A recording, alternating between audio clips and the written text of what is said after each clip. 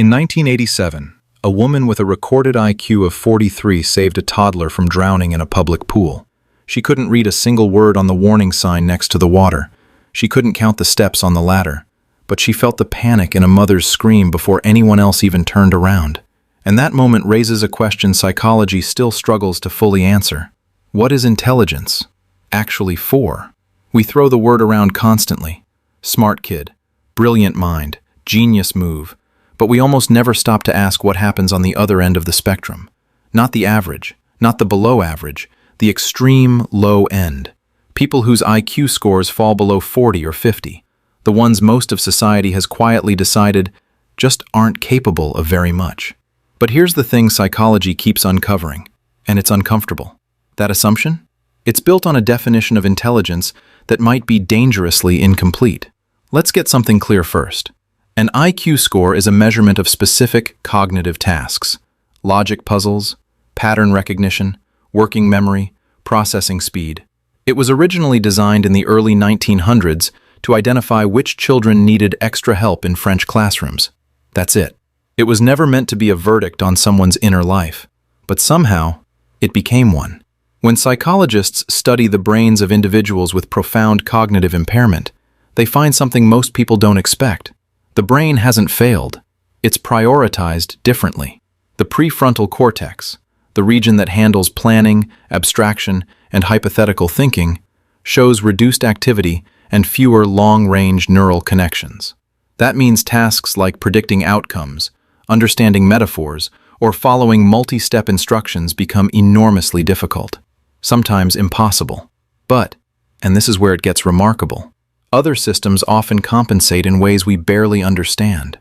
The amygdala and limbic system, the ancient emotional core of the brain, frequently remain highly functional, in some cases, unusually sensitive.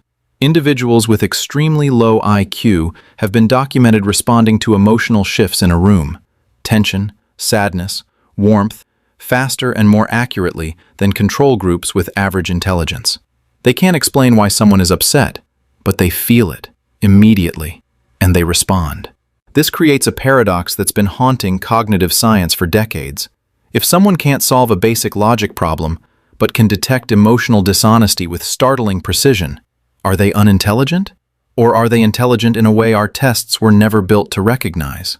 Psychologist Robert Sternberg argued that we confuse academic cognition with the totality of the human mind.